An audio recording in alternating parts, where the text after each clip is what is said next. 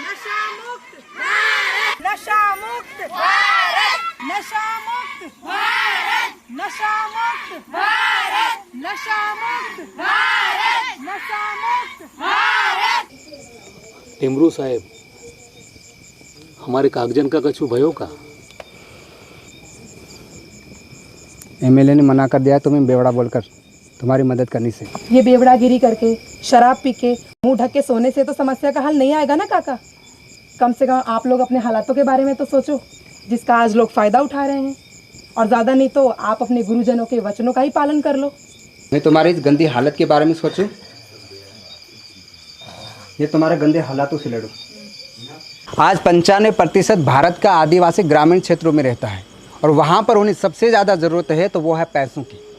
क्योंकि कल भी पूरे देश से 3 लाख आदिवासियों को जंगल से बाहर निकालकर बेघर कर दिया गया और वो आदिवासी थे आसाम, कर्नाटक और मध्य प्रदेश के। इन काले अंग्रेज़ों ने हमारी जनजाति, हमारी नस्ल को नष्ट करने के लिए गम और नशे का जहर देकर हमें खोखला कर दिया है, हमें बर्बाद होने के लिए इस हालात में छोड़ दिया है। और इन बेवड़ों को देखो। अरे ओ बेवड़ो, कम से कम सच सुन के तो सुधरने का नाम ले लो। ए बेवड़ो किसी को बोलती है? तेरे को बोला बेवड़ा। बेवड़े को बेवड़ा ना बोलूं तो और क्या बोलूं? ए चुप, तुमरू तू बोल। इसका बाप तो गांव में 100 एकड़ जमीन छोड़ के गया था और इसने नशे में चूर होकर सारी जमीन को बेच पिया।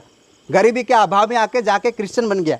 अरे यही तो नेता और सरकार लोग चाहते हैं कि इनके गांव में ईसाईयत का प्रचार हो, नशे का प्रचार हो और ये लोग अपनी मूल संस्कारों से दूर हो जाए और हम इनसे वोट लेकर के इनके पर राज करें। इनकी जो ज़मीनें जो बची हुई है वो विकास के नाम पर ले ले।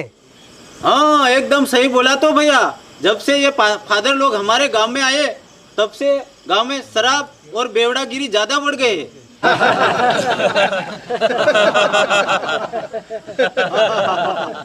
चुप है नमक हराम।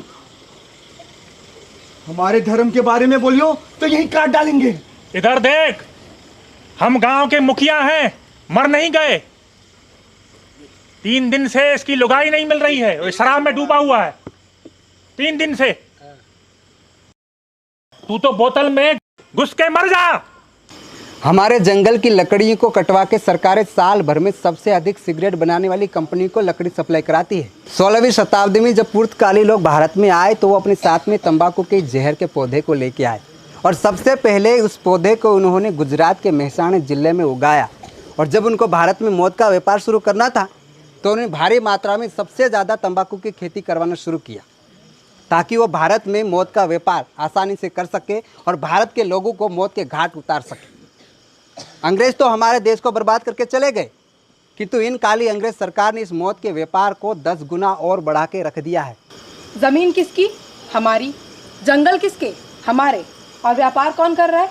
सरकार कर रही है। मरे कौन? हम सब। और मुनाफा किसका? सरकार का। वाह रे व्यापार वाह। साल भर में सबसे अधिक हमारे जंगल कट जाते हैं तंबाकू उत्पादन करने वाली कंपनियों के लिए। अगर आधे हेक्टर ज़मीन में तंबाकू की खेती करना हो तो उसके लिए पूरा 1 हेक्टर जंगल कट जाता है। हर 2 साल के बाद जहाँ तंबाकू उगाई जाती है वहाँ की ज़मीन बंजर हो जाती है, वहाँ पर किसी भी प्रकार की कोई फसल नहीं होती है। इसके लिए ज़्यादातर तंबाकू की खेती जंगलों में की जाती है।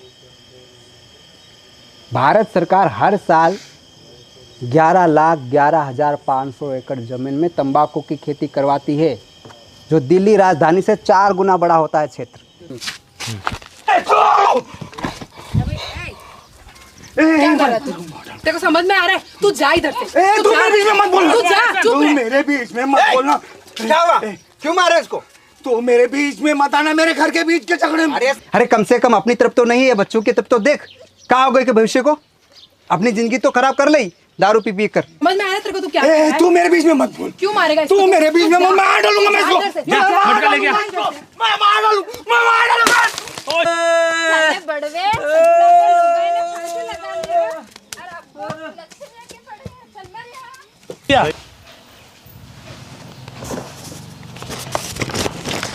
उर्मी ये क्या है? पिताजी, मैंने आदिवासी जनजीवन एवं आज के वचन के प्रहार इस विषय को अपने पीएचडी के रिसर्च के विषय में शामिल किया है। बेटा, आज की पढ़ाई में अपन भावना को कोई लेना देना ना है। पिताजी, मुझे पता है इस रिसर्च में मुझे मार्क कम मिलेंगे, लेकिन मुझे गर्व हुआ कि मैं सच्चाई को बाहर ला सकूंगी। मैं बस आपके युवा अवस्था में हासिल की गई सफलता और असफलताओं के बारे में जानना चाहती हूँ। प्लीज़ पिताजी बताइए ना क्या हुआ। बेटा तुम जिद मत करो।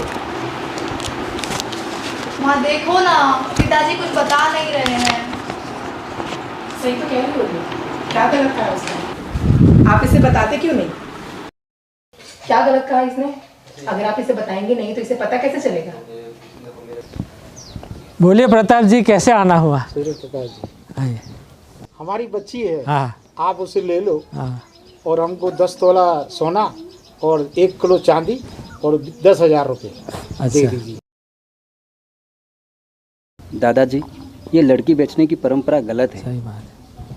देखिए प्रताप जी, भगवान की कृपा से, गुरु महाराज संत श्री आशाराम बापू की कृपा से हमारे घर में सब कुछ है, हम आपको दे सकते हैं। लेकिन हमारे गुरु महाराज ये अभी 1 महीना पहले यहाँ सत्संग करने आए थे। ये कहते हैं कि अपनी लड़की बेचो मत, जो दुखी हो, पैसा लेने से दुखी होगी वो आपकी ही लड़की दुखी होगी ना। क्योंकि लड़की से आपने पैसा लिया तो वो पैसा कोई है, भगवान की कृपा है, घर में है माल पानी तो वो देगा। लेकिन जिसके पास नहीं है वो कहाँ से देगा? तो वो क्या करेगा? कहीं से कर्जा लाएगा। कर्जा ला के अपने लड़के की शादी करवाने के लिए देगा लड़की वाले को। तो लड़की वाला तो